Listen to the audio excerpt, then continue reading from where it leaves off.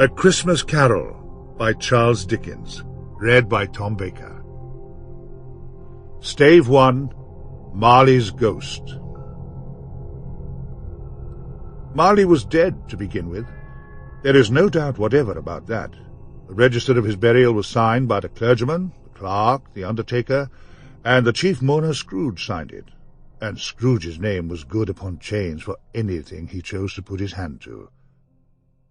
Old Marley was as dead as a doornail. Mind, I don't mean to say that I know of my own knowledge what there is particularly dead about a doornail. I might have been inclined myself to regard a coffin-nail as the deadest piece of ironmongery in the trade. But the wisdom of our ancestors is in the simile, and my unhallowed hands shall not disturb it, or the country's done for. You will therefore permit me to repeat, emphatically, that Marley was as dead as a doornail. Scrooge knew he was dead? Of course he did. How could it be otherwise? Scrooge and he were partners for I don't know how many years. Scrooge was his sole executor, his sole administrator, his sole assign, his sole residuary legatee, his sole friend, and sole mourner. And even Scrooge was not so dreadfully cut up by the sad event, but that he was an excellent man of business on the very day of the funeral, and solemnized it with an undoubted bargain. The mention of Marley's funeral brings me back to the point I started from. There is no doubt that Marley was dead. This must be distinctly understood, or nothing wonderful can come of the story I am going to relate.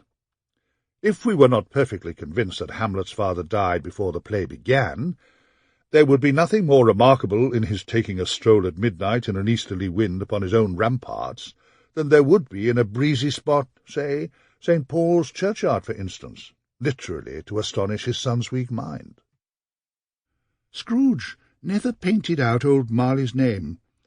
There it stood years afterwards above the warehouse door, Scrooge and Marley. The firm was known as Scrooge and Marley. Sometimes people new to the business called Scrooge Scrooge, and sometimes Marley, but he answered to both names. It was all the same to him. Oh, but he was a tight-fisted hand at the grindstone, Scrooge. A squeezing, wrenching, grasping, scraping, clutching, covetous old sinner, hard and sharp as flint, from which no steel had ever struck out generous fire, secret and self-contained, and solitary as an oyster. The cold within him froze his old features, nipped his pointed chin, shrivelled his cheeks, stiffened his gait, and made his eyes red, his thin lips blue, and spoke out shrewdly in his grating voice. A frosty rime was on his head, and on his eyebrows and his wiry chin. He carried his own low temperature always about with him. He iced his office in the dog days, and didn't thaw it 1 degree at Christmas. External heat and cold had little influence on Scrooge. No warmth could warm, no wintry weather chill him, no wind that blew was bitterer than he, no falling snow was more intent upon its purpose, no pelting rain less open to entreaty. Foul weather didn't know where to have him. The heaviest rain and snow and hail and sleet could boast of the advantage over him in only one respect. They often came down handsomely, and Scrooge never did.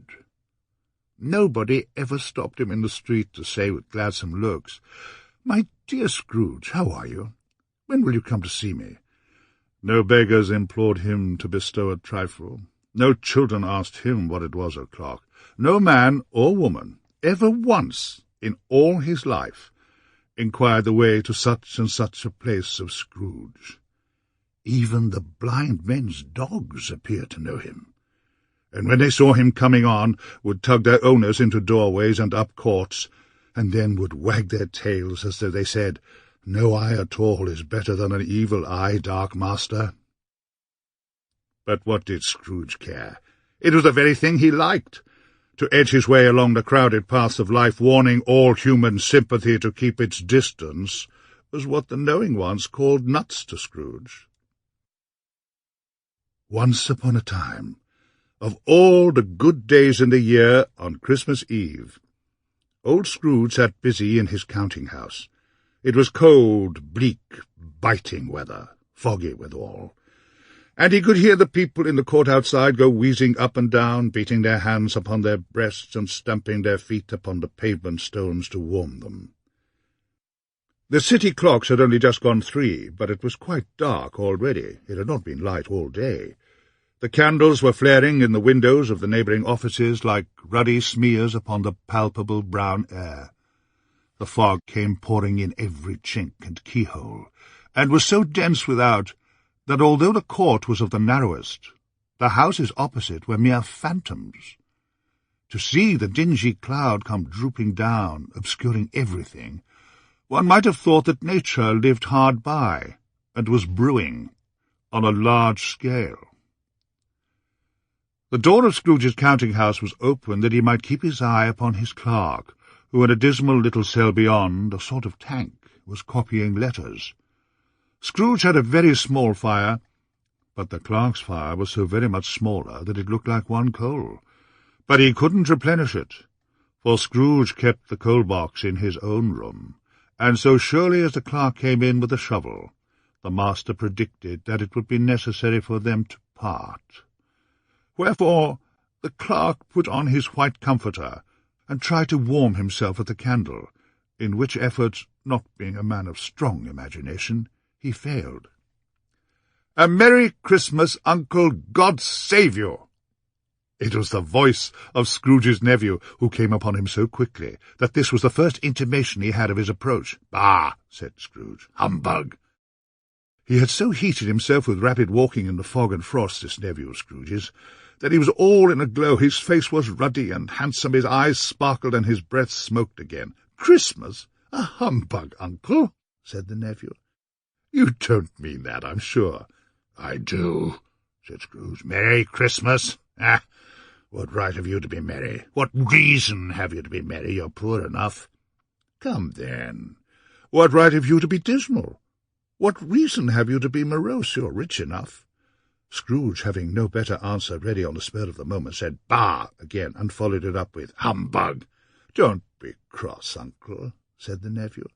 "What else can I be, when I live in such a world of fools as this? Merry Christmas? Out upon Merry Christmas! What's Christmas-time to you but a time for paying bills without money, a time for finding yourself a year older and not an hour richer, a time for balancing your books and having every item in 'em through a round dozen of months presented dead against you? If I could work my will," said Scrooge, "every idiot who goes about with Merry Christmas on his lips should be boiled with his own pudding, and buried with a stake of holly through his heart, he should." "Uncle," pleaded the nephew. "Nephew, keep Christmas in your own way, and let me keep it in mine." "Keep it? But you don't keep it." "Let me leave it alone, then. Much good may it do you. Much good has it ever done you." "Well, there are many things from which I might have derived good by which I have not profited, I dare say," said the nephew.